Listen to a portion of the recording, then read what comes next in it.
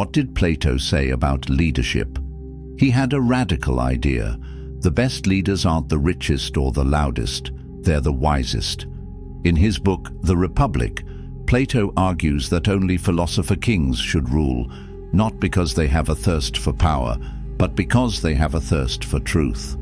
A true leader puts wisdom above ambition. They serve the people, not their ego. Now, this might sound like a utopian fantasy, but Plato was actually being pragmatic. He was trying to figure out the best way to govern a city, and he hit on something that we all know to be true, that good leaders don't need a title.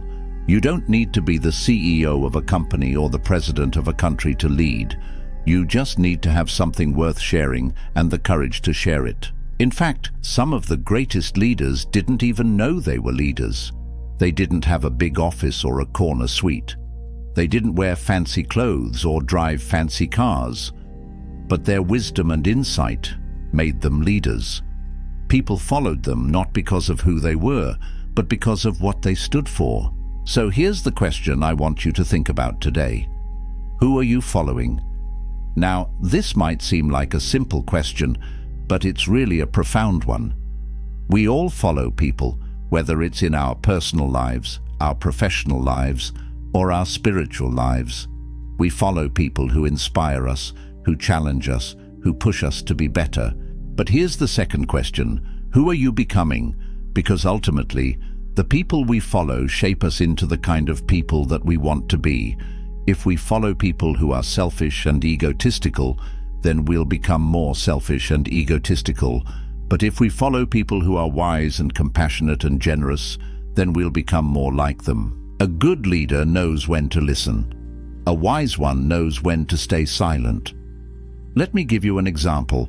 One of the most important skills a leader can have is the ability to listen, to really listen, to hear what people are saying, to understand their perspective, and to empathize with their situation.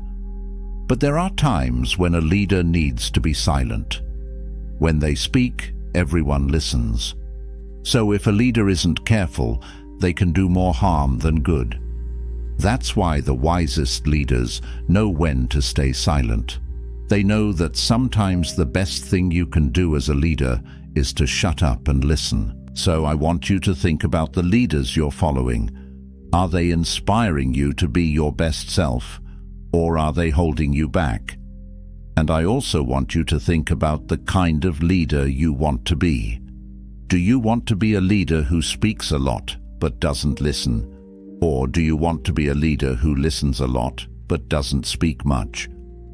The truth is, we all have the potential to be great leaders. It's up to us to decide what kind of leaders we want to be.